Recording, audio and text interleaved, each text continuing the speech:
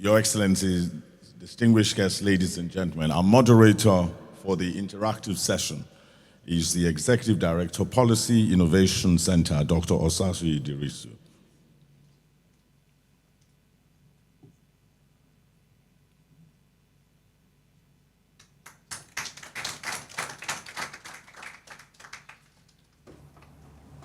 Good morning.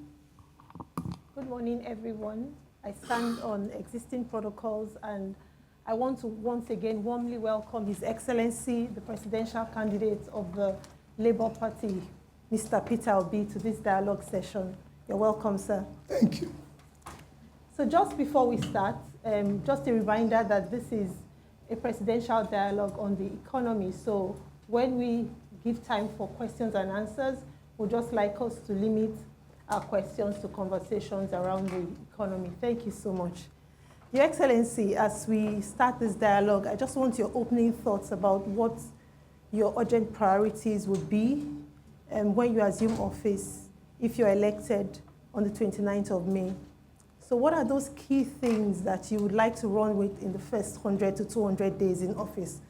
What should citizens expect to see, given the current situation in the country as has been presented by our colleague who is the Director of Research of the NESG? Well, I think, thank you. The first thing, without which there's no other, the other ones will never follow, is the issue of security. We'll aggressively, from day one, start dealing with the issue of insecurity, which have said that the enemies are not more formidable. I've traveled all over Nigeria. I've been to places that people said you can't go, like I mentioned. I've been to Pew in southern Borno. I went to Katangu in southern Gombe, where they say we shouldn't go. I went to Mubi in Adamawa. People ask them, why Mubi? As governor, I buried one day 20 Anambarians who were killed in Mubi. So when I arrived at Adamawa, I said, leave Yola, I want to go to Mubi. And again, they told me the same thing. These places you're going, you're not secure, we didn't have police, we don't have anything, and everything. I said, well, let's go there. People live there. I went to places, so issue of security of life and property is our number one priority, without which there won't be any other thing. Following that is the issue of trying to bring in some intangible assets that I can call low-hanging fruits, ensuring the rule of law, law and order, and a great environment that will start making people to have confidence to start investing in this. And of course, our main mantra to remove country from consumption to production. As you can see in the presentation, you see that everything here revolves around lack of production and not doing the right things, being a productive country. That's basically what we will focus aggressively from day one. Okay, thank you, Your Excellency. So within those first 100 to 200 days, we expect to see traction in the area of security. I can tell you that from day one, activity in Anambra, from day one. Because there's no other thing to do, because the president is not even secure today. They're telling him places to go, and he say, you can see the president now being asked not to come to a state. So what else is he going to do if he cannot even move around? So from day one, even as I speak now, I'm the only candidate who have said I've interviewed the IG of police, I've interviewed all the security heads. The day I went to see the IG of the present IG of police, he told me why he was. I said, listen, I don't want to go into office and start telling people what I saw when I come in. I want to see everything from outside. So if it's not possible, let me stay where I am. So from day one. Okay, thank you, Your Excellency. Our numbers, like have been presented here today, suggest that there's been economic growth, but that growth has not translated to improved socioeconomic conditions it has not even translated to improve living standards. Living standards at an all-time low in Nigeria as we speak.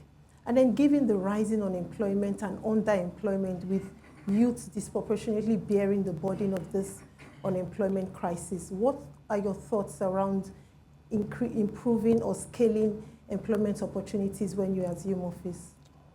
Well, for me, when you move, like I said, from consumption to production, what I expect that comes with issue of creating jobs.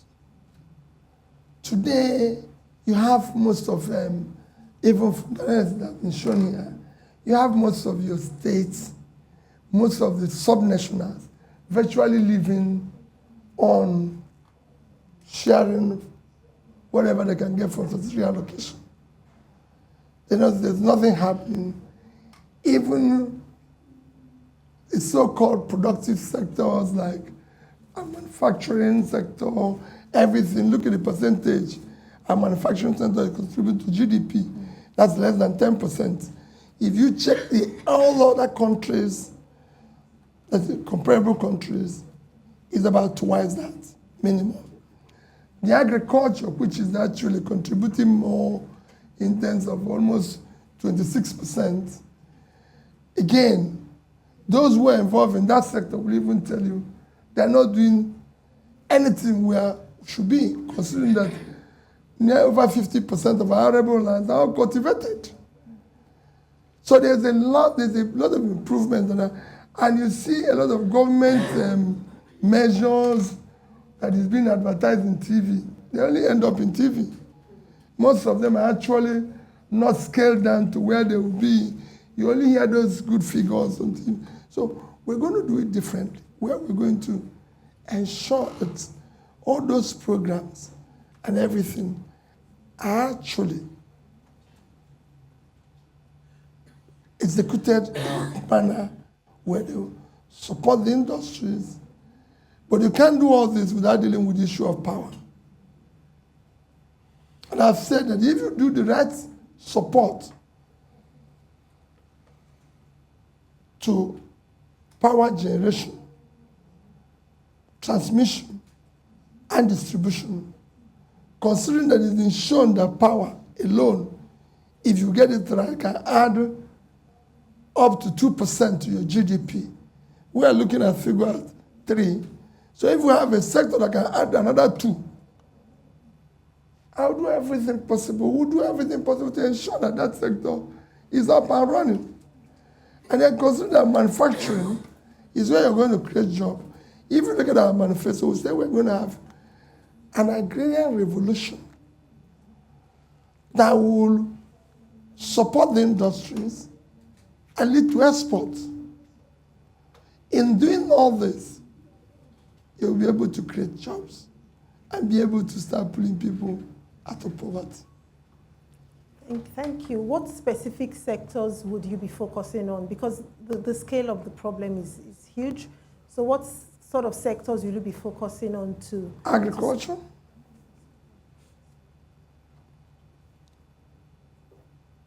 Manufacturing. And we support it in such a way that it focus on export. There's other areas where you can, of course, try to develop more, even in entertainment, even other areas that have shown growth from what is happening in ICT. But these are the fundamental things that a target that Nigeria must feed itself. Because we have our biggest physical access is uncultivated land in the north. And when we talk about poverty and youth unemployment, the north is where it is worse. And that focus on the north, considering that there are vast uncultivated land. I was telling somebody yesterday how I went to prison to discuss Niger State. You have 7 local governments in Niger State is under control of bandits. I discussed with the governor, the present governor. He can't even go there. Nobody goes to the schools there, everything is shut down. So what I do is that I took a tour. I went to the prison to see the young boys who are causing this problem, who have been arrested. Why did you do this? He said they have no job. Said, so how much were you paid in the last operation? 20,000, 30,000. None of them was paid more than 30,000. And that's what they paid him to kill somebody. And I compared that. I went to Kenya.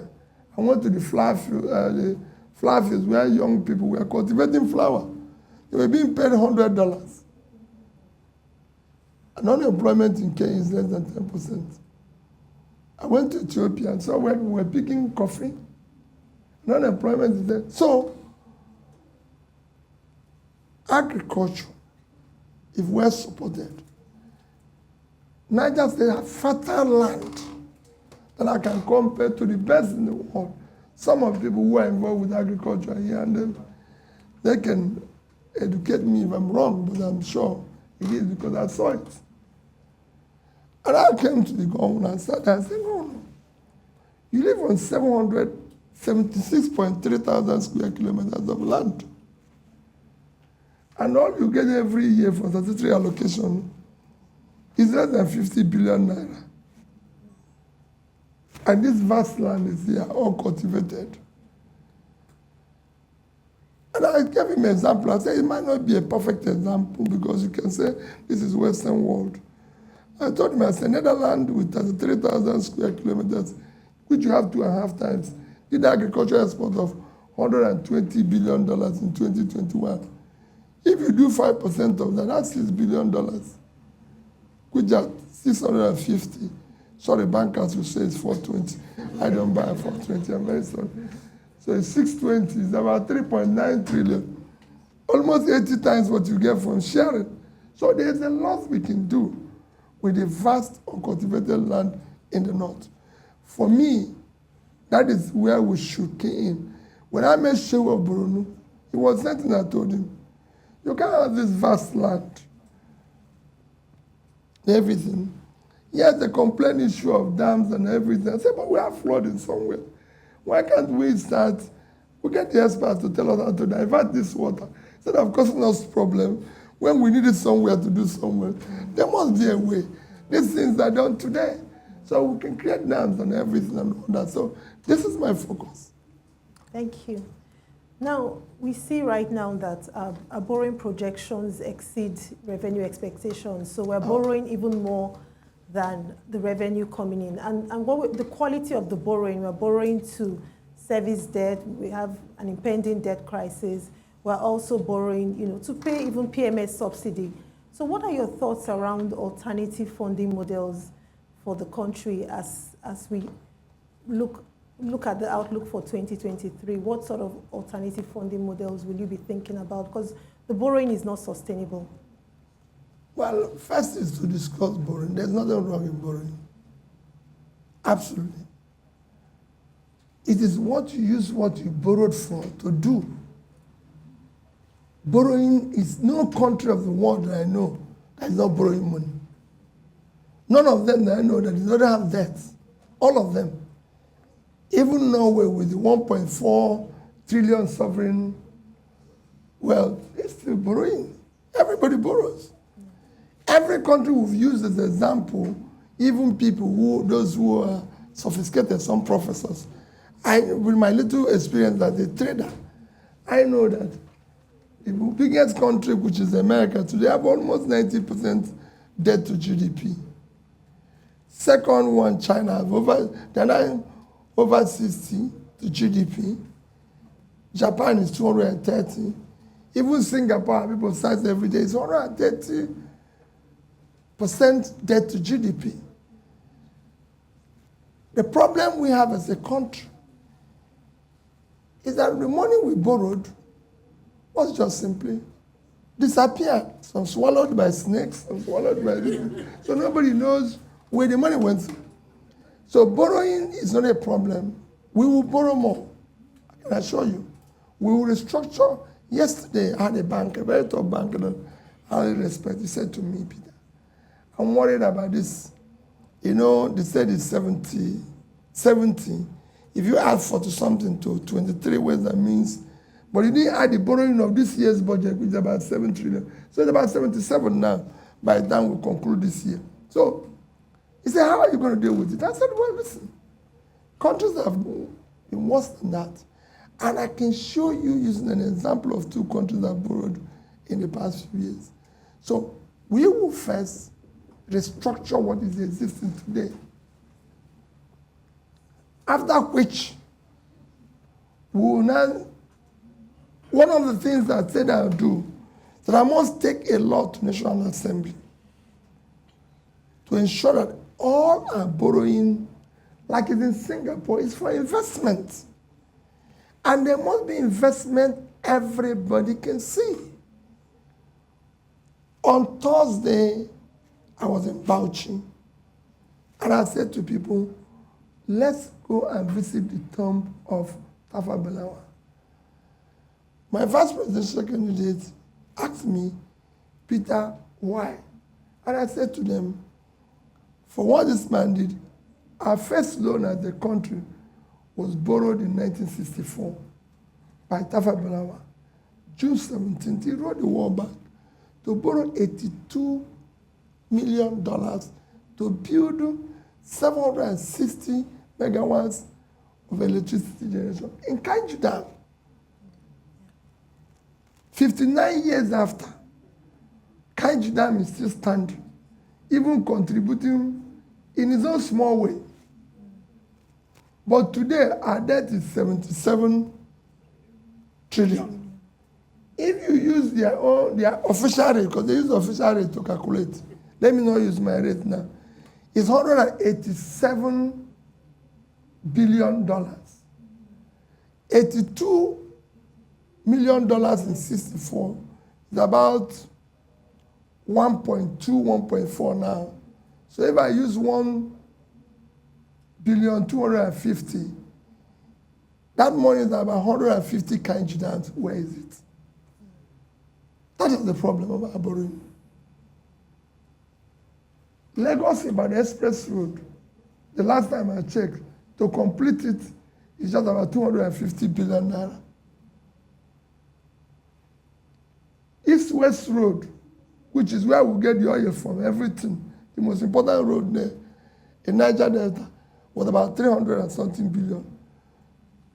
Kaduna, Abuja, Kaduna, Kano. These 3 roads is just about 1 trillion. And they tell you that the money they borrowed is for capital projects. Which capital project is more important than this 3? At least we can see it.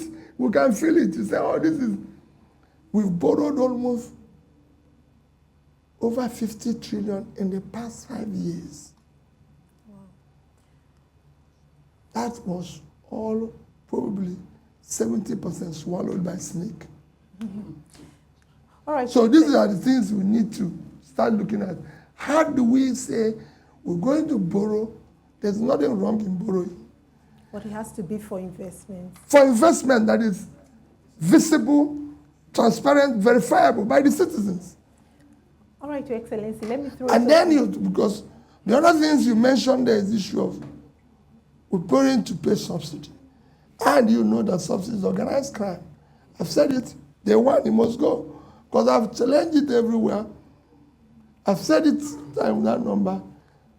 We are 215 million thereabout. Pakistan is about the same population. They have more roads than Nigeria. I don't know whether they have more cars because I haven't checked. But their road network is more than Nigeria.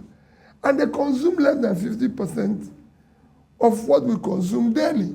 So we must find those who are drinking the fuel, the fuel, and give them water because it's better to drink water than to drink the food. And then use the resource. So that will go from day one. All right, Your Excellency. And we support, so no more any form of subsidy. If we're going to do it, it's something that the people will see the convincing economic reason.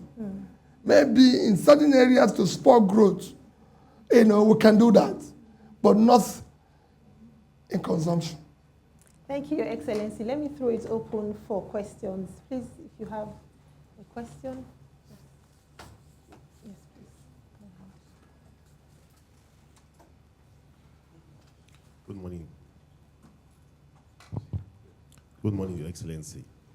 My name is Lanre Akimbo. I'm a non-executive director with the Nigerian Economic Summit Group. I have a quick comment and a question. The leadership framework that you described, competence, capacity, compassion, I would like to add another C, which is courage, because it requires courage to push through the necessary reforms to move Nigeria forward. Now to my question. Given how jarring the data we've seen are, I've also read through your manifesto. To me, it's a bit light on quantitative performance indicators. But I also know that in your campaign, you use a lot of data points to buttress your point. What would be the top 5 quantitative performance indicators by which Nigerians, if you are given the opportunity to lead this country, should judge your administration? Thank you.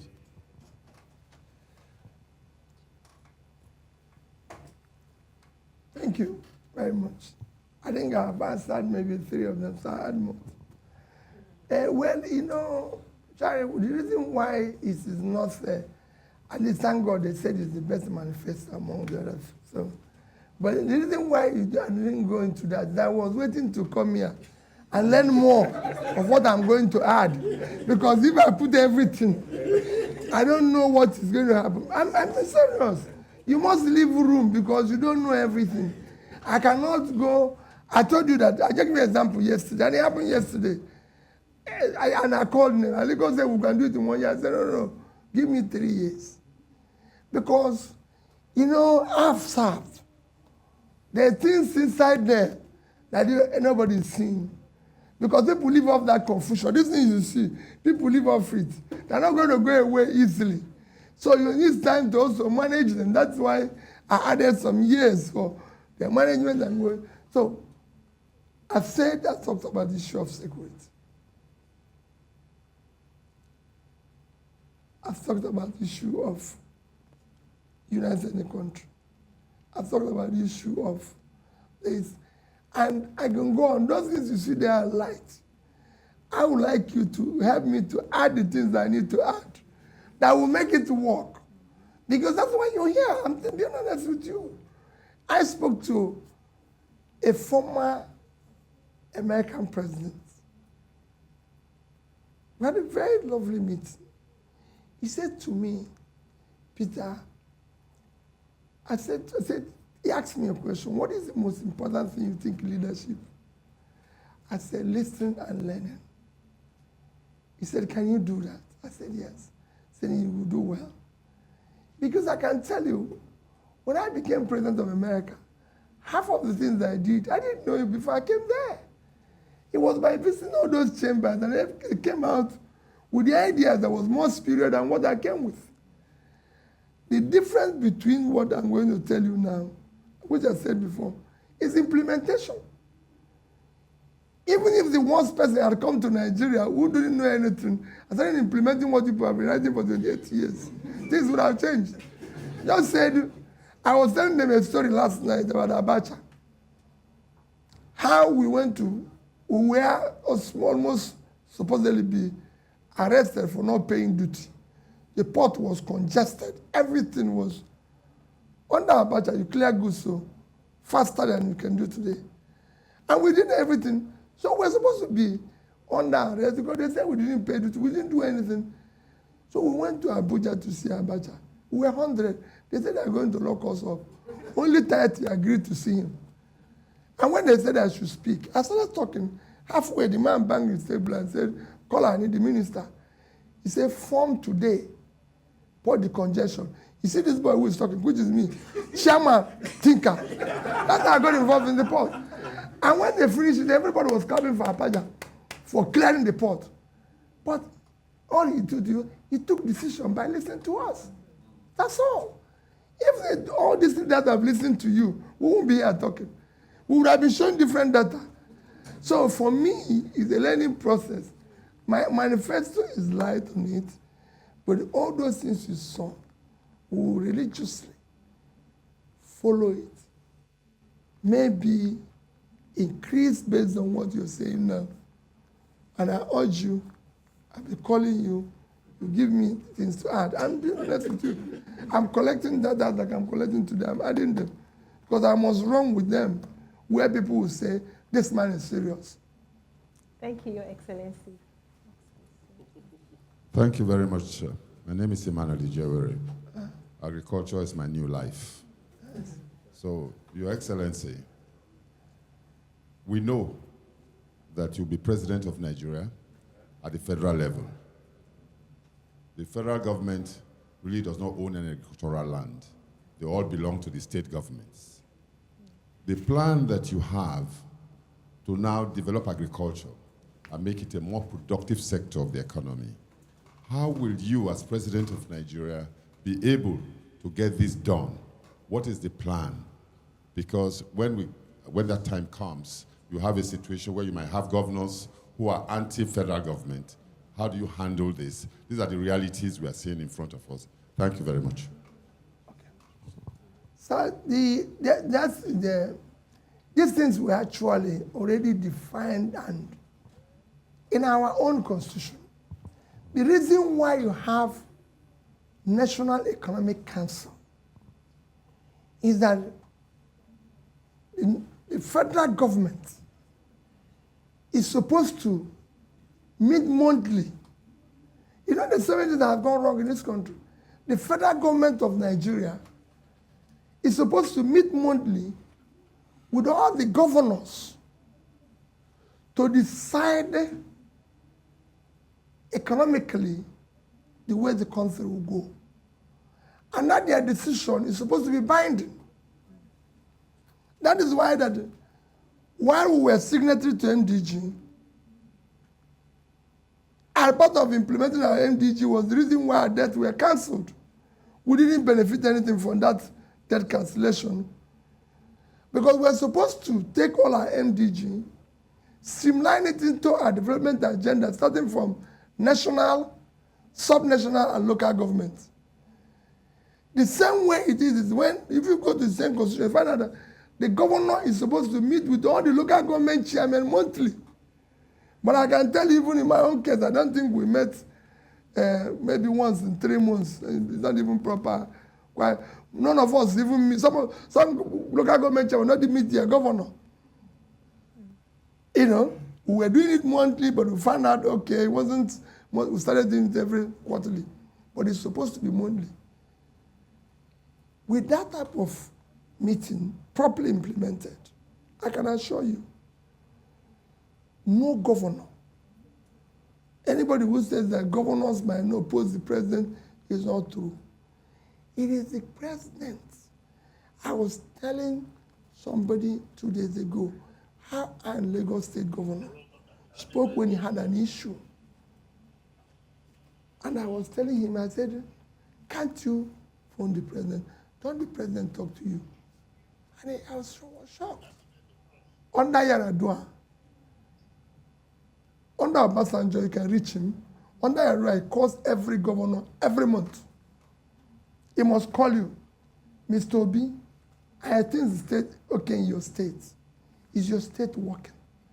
So there's no way you can have that, no matter which party. I governed Anambra State with 30 members. No, none of them is from my party. No local government chairman from my party. No senator. No House of Rep. And I worked with them. It's a question of how you deal with it. Even Niger State governor told me who is the answer. It's ready to give everybody land. But nobody can go there if there's no security. If you give somebody land where he will go and he will come back alive, will he go there?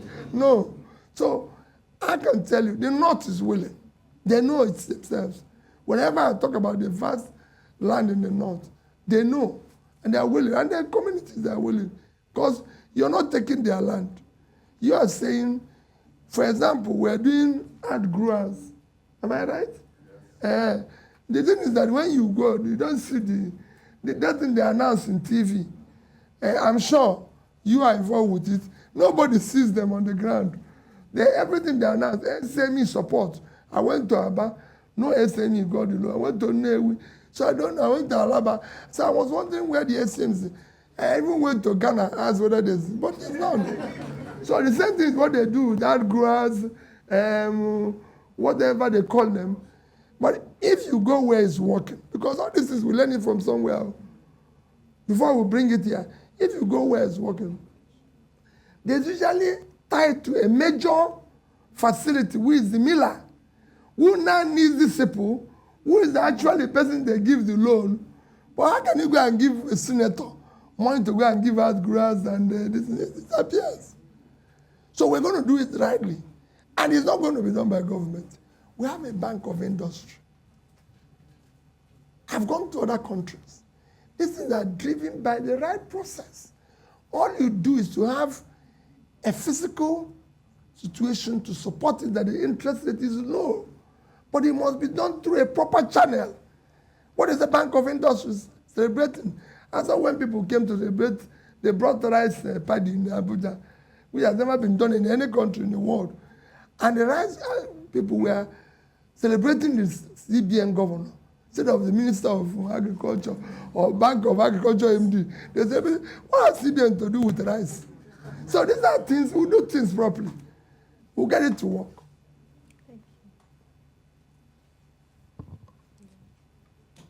Good morning, Your Excellency. My name is Adenike Adeyemi, and I'm the lead facilitator for the NESG's MSME Community of Practice.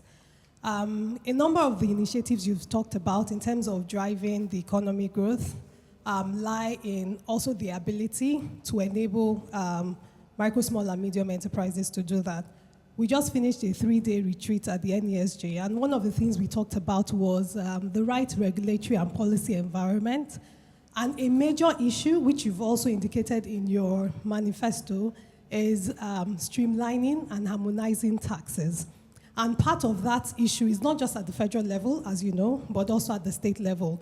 So to date, an MSME has at least 40 taxes, a lot of them levies, and in some states and local government up to about 77. This is nothing new. Past administrations have talked about streamlining and harmonizing taxes across board. What are you going to do differently? Thank you. Well, what I'm going to do differently is that I told you about the issue of streamlining development. The reason why we failed in MDG is that China, today, the success of MDG, the example is China.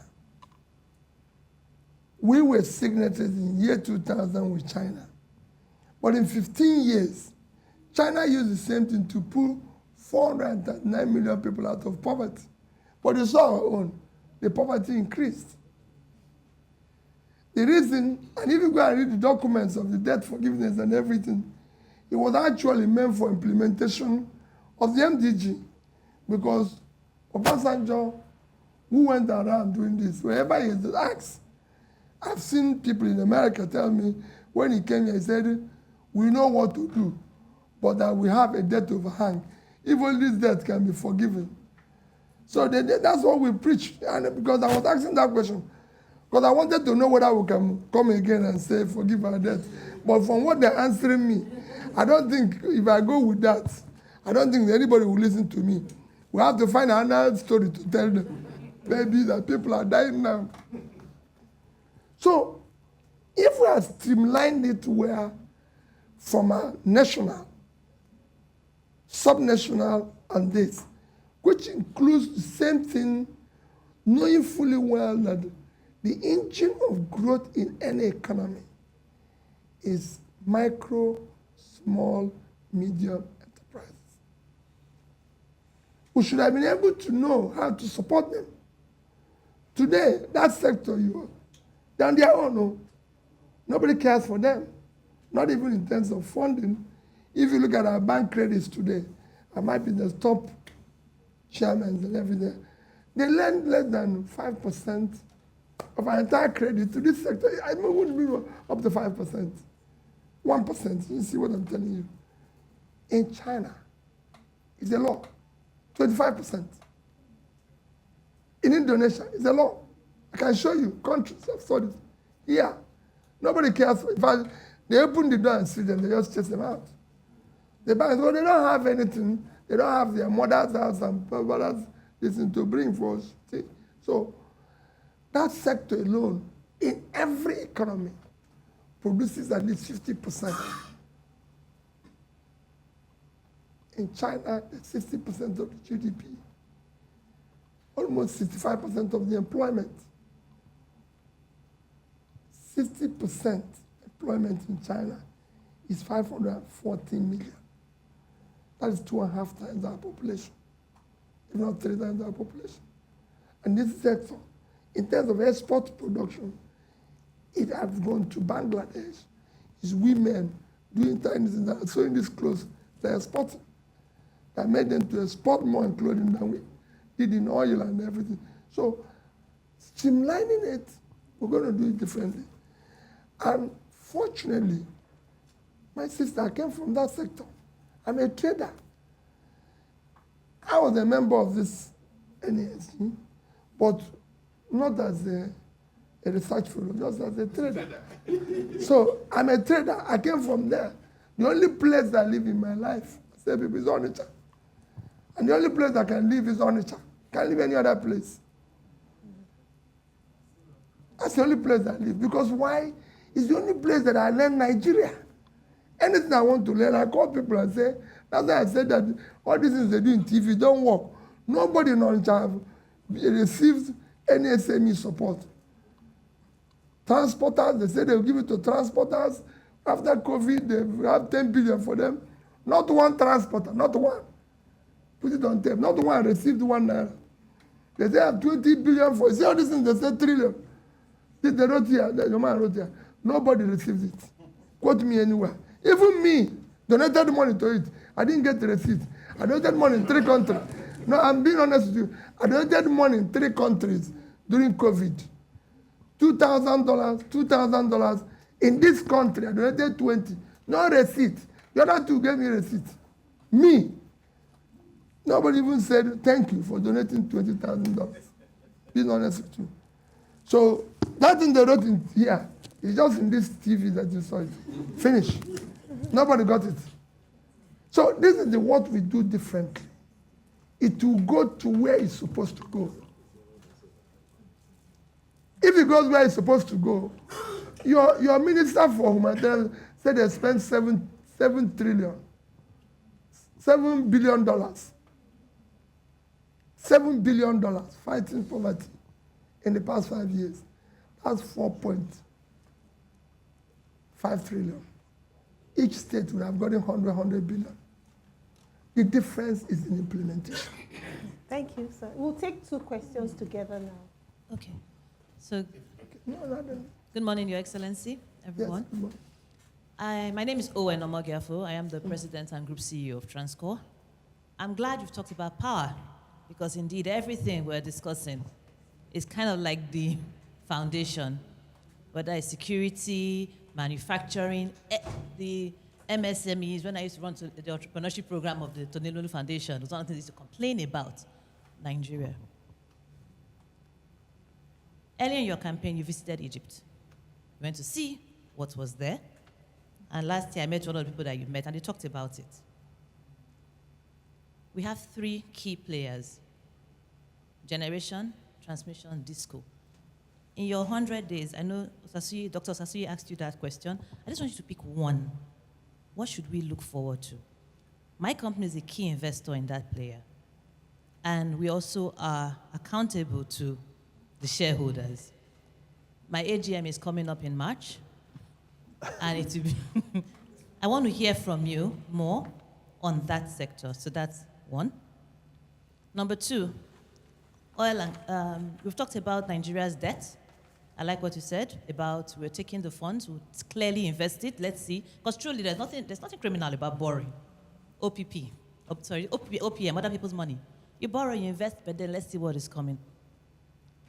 Last year, Nigeria's oil production dropped. I'm happy to see my big brother up there. We missed an opportunity. What are we doing? Oil theft. What's going to happen? Now, for me in the power sector, I'm particularly interested, right? Because I need gas to power my turbines. Last week I was in Afam to commission another turbine that is meant to bring 138 megawatts of power to this country that can power up to 100,000 homes. But guess what? I can only produce about 70 megawatts, 60 megawatts because I do not have gas. So how is this being sorted? Then last question, which maybe more like a comment. No, let's not take it as a question. It's about, I like this talk about Nigerian economy. I like what your question, Adenike. Policies that would encourage more inclusion of more women, not in politics, but in promoting and increasing the Nigerian economy. Thank you. Thank you. So just take one. No, so it's power, Oil oil and gas. and women. Your Excellency, my name is Emmanuel Ikazubo. Your Excellency, you know, a major problem we have, one of the problems we have in Nigeria today is that all the foreign investors have taken their money out. No one wants to bring in money because everyone is waiting. First of all, February 25th, the result might make some of them take a final decision whether they really want to be in this country or not. But beside that, the exchange rate, exchange difference, what do you think your government will do? Because we have this black market and the official market. No one wants to bring in its money into this country at an official rate, and we are asking them when they're taking it out, they can't get the official rate, they have to take it out at a black market rate, which means they're running it at a loss. What can we do, or what will your government do to ensure that we harmonize the black market and the official market? Or we should have one rate which everyone, all businesses, will use for bringing in and taking out their funds. Thank you. Okay, let me even start with I won't take your question away when it talks about the issue of rates with even what my sister asked about multiple taxation. Because you say multiple rates, we will not have a multiple situation. Just like we do with taxation. If we have SMEs, we should be able to say, because the three levels of government sit together, we should be able to say, this is where we stand. And people will see it implemented. I was governor of Anambra State. You can go and check what happened there with the issue of, say, multiple taxation. Same thing goes with what you're saying. There will be one rate. This nonsense cannot continue. Cannot continue to allow people, we work, countries' rates have changed. Several countries have needed to have bad rates. And because they did the right things, the rates came reversed. Last year alone, because Angola did the right thing, their rate came down from almost 600 to below 400 when the oil price was there. We didn't, our own headed the other way around. After election in Zambia, the kwacha went from 22 to 16. And I can show you so many other countries where that changed. What is driving our rate of exchange? Rate of exchange of any country is driven by reserve. You people should know better. I'm talking at the trader now. And what drives a reserve? Your exports. What did your country export? A country as big as Nigeria, 200 and something million people living on 923,000 square kilometers of land because we're not producing anything. Our total exports in 2021 is 18.9 trillion naira. If you use my rate, it's under $30 billion. It's unacceptable. Compared with countries like Malaysia, less than a third of our land, about 290,000 square kilometers, with about 34 million people. Their export is over 250 billion, same year. Compared with a country like Vietnam, 331,000 square kilometers, they're a third of our land again. 100 half of our population, export over 350 billion. We couldn't do 10% of what Vietnam is doing.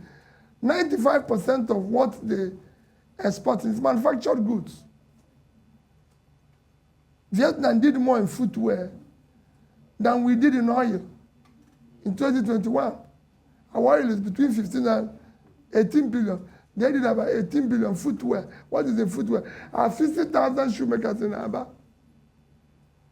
And they're 30 minutes away from the ocean terminal to export their goods. So this is not anything. It's something we can do. There's so many things we can do to generate even foreign exchange. Look at us here now. Ethiopian airline, Ethiopia is at the edge. They are the transshipment for Africa. Even our people go there to transit. Nigeria is the center. Nigeria is middle of Africa, it's in the middle. We should be transmission hub for the whole Africa. But because we're not doing anything, our shipment and airport should have been the shipment for the whole of Africa, because we are the center. But we now go to Ethiopia to take flight to Dubai, go to Ethiopia to take flight to this. There's so many things this country have that if you explore properly, can change the country. What we need is implementation. I've been governor. Anambra State was one place nobody wants to touch. Schools were closed. Things were not working. We didn't do anything different. I tell people, they say, oh, people who are working. I said, it was the teachers who were teaching when we were number 26. They were teaching when we were number 1. We didn't change the teachers. All that they changed is that we brought in new leadership that wanted to do the right things, and we focused on doing the right things, and it changed. What you said about, my dear, about oil and gas issue is a very sad that Nigeria is sitting on gas. Gas alone today, if well managed, can give us more money, more than we get from oil. Thank you. So we're going to, I won't tell you what I'm going to do in 100 days. I've said it to people. I'm not talking about 100 days. I'm saying that we're going to change it. If South Africa can declare emergency in power, we will declare war. Because they are generating almost 50,000 already. And they're declaring emergency. And one is 5,000. No, 5,000. No, 5,000. And we're at 5,000 for 200 million people. And somebody who is generating 50,000 for 60 declared emergency will declare war. There's nothing in this power. When people talk about this power, I went to Egypt. I didn't go just to Egypt. I didn't go to India.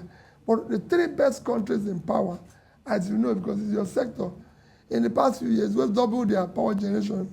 Is Egypt. Egypt is now exporting power to Europe. It's Vietnam, and it's India. So, luckily, they're all third world countries. That's why I went to study them. Maybe there's something they did that is sophisticated. There's nothing. Absolutely nothing. It's something, God knows now. Thank God you met the people I met. I went to their offices and everything. Saw even the means. I went to the power. What they did is that it's very simple. They found out what you said. They found that it was, after the Arab Spring, they found out that power, education, health was a critical thing they needed to do to solve their problem and bring them to be domiciled in the presidency. As you know, power is an emergency issue in the office of the president. In fact, everybody in Egypt knows what is being generated. There's a board in the presidential office, there's one in the minister, everybody. I went to the three places, they will say, this is power we're generating, this is what we are consuming. Here, we don't even know. Every Nigerian hears every day. Generation. Which one? The other one collapsed. The other one up. No, we can't continue that way. We will invest, just ensure that the right support is given, one, to you, the existing people. Again, deal with the issue of transmission. We'll not bundle it. It can no longer go on the way it is today.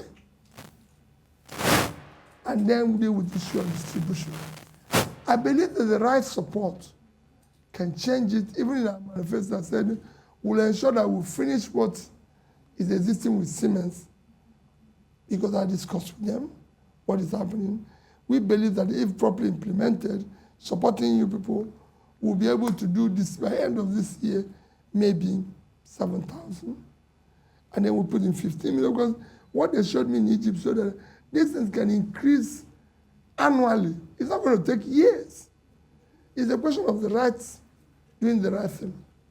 That's what we're going to do. Can I push the thing back to you, to the NESG something? And I'm talking to my brother here. Back 30-something years or so ago, Shell had led a process that was concluded of pipe gas all the way to the industrial hearts of our country. Due to power generation, everything was approved by the Federal Executive Council. And then 2 meetings after, Nura Imam comes with some policy thing about how NEPA was not happy and this was not happy, and all of that died. Can we return to smart thinking like that again? Thank you. Thank you. Thank you. No. Oh, sorry. Yeah. Yeah. So thank you so much. Because of time, we'd like you to take your closing remarks as we round up this dialogue session. Thank you so much, everyone, for your contributions. My closing remark remains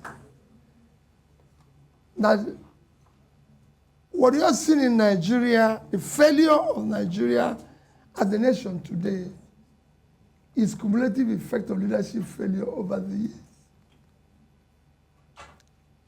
All we're going through rests on the quality of leadership the country has had over the years. And that the difference between where we want to be and what we're getting is leadership. If we have the right leadership that is ready to implement the ideas that have been well documented through the NESG and other bodies in Nigeria, Nigeria will be a different thing. An assurance I'm giving you is that this month's election, please, it should not be by ethnicity or tribe. We voted that in the past. No tribe today buys bread cheaper. Everybody's hungry. This poverty we saw across the board. It should not be by religion. No religion buys bread cheaper. This poverty we are seeing is across the board. It should not even be by anybody's tongue. We've awarded people on their tongue. It is you now to take back the country and let it be different. All I'm offering you is that and that comes with a new Nigeria, a new thinker, a transformative and committed governance that will be all-inclusive, that will make Nigeria work, that will make every Nigerian feel, I'm a Nigerian, no longer East, West, and everything. And it will be the end of the old generation. We must now start to build Nigeria. The people here can change Nigeria. And I think that is what we should do. God bless all of you. Thank you, Your Excellency.